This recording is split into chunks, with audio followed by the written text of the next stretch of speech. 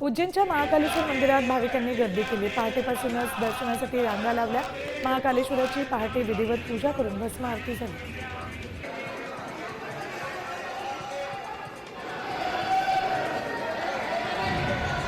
भीमाशंकर मंदिर परिसरात महादेवाच्या भक्तांचा महासागर लुटलाय।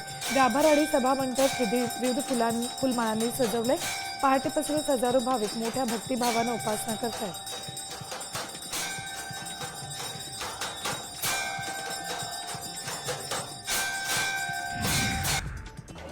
त्र्यंबकेश्वराच्या दर्शनासाठी पहाटेपासूनच भाविकांनी गर्दी केली।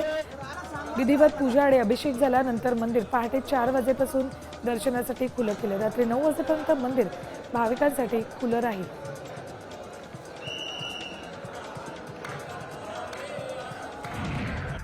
संभाजीनगरच्या घृष्णेश्वर मंदिरात भाविकांनी रात्रीपासून अलोट गर्दी केली। मंदिर विश्वस्तांनी भाविकांसाठी विविध उपाययोजना राबवल्यात। मंदिर परिसरातील गर्दीचं नियोजन करण्यासाठी पोलिसांनी चोख बंदोबस्त ठेवलाय।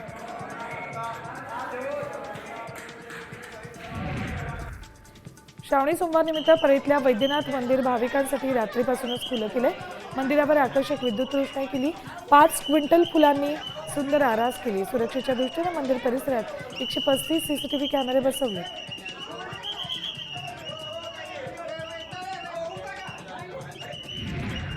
हिंगोलीच्या औंढा नागनाथ मंदिरात मध्यरात्रीपासून भाविकांनी रांगा लावल्यात। शासकीय महापूजेनंतर मंदिर भाविकांच्या दर्शनासाठी खुलं केले। दिवसभरात 2 लाखापेक्षा अधिक भाविक दर्शनासाठी येतील अशी शक्यता वर्तवली।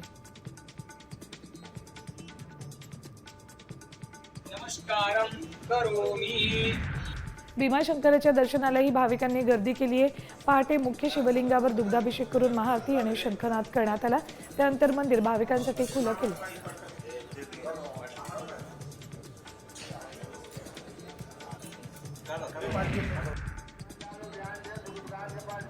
वाराणसीच्या काशी विश्वनाथ मंदिरातही भाविकांनी गर्दी केली।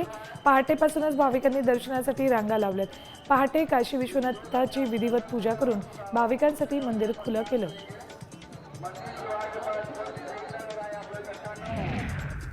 तर एसटीच्या पुणे विभागानं जादा गाड्या सोडण्याचं नियोजन केलंय। भीमाशंकर ते पार्किंग दरम्यान भाविकांसाठी 50 गाड्या सोडल्यात। तरी शिवाजीनगर खेड मंचर डेपोतून नियमित 30 गाड्या धावणार आहेत। अशा एकूण 80 गाड्या भीमाशंकरासाठी धावतील।